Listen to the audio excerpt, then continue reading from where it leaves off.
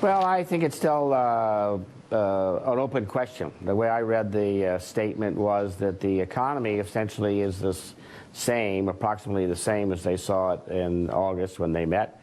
The one thing that actually was changed was their greater emphasis on inflation being lower than they would like it to be, which puts something on the side of moving along with quantitative easing. But I think it's still something that they have in the background, but they're not about to pull the trigger. Yeah, that's right. It seems that inflation, what they call it at these current levels, is somewhat below what officials judge to be consistent with price stability. Now, Mr. Truman, do you think deflation might be affecting the U.S. economy, or could affect the U.S. economy? Well, I think there's a problem on this. It certainly is a possibility. You certainly could get a period in which you have a statistical decline in prices. The more complicated question is whether you could have a persistent period of deflation, which would exacerbate the balance sheet problems in the economy. That, I think, is less likely, but it's clearly something that the committee is worried about.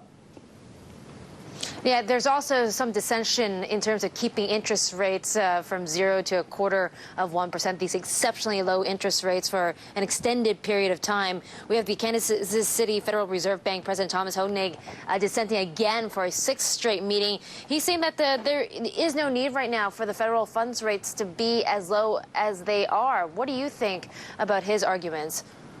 Well, he's making a point that he's worried that by keeping the language of extended period, the extended period gets extended out and out, and there's no end in sight, and so he's raising concern. It used to be that when people dissented, they would dissent one meeting but would not dissent the following meeting. Obviously, practices have changed.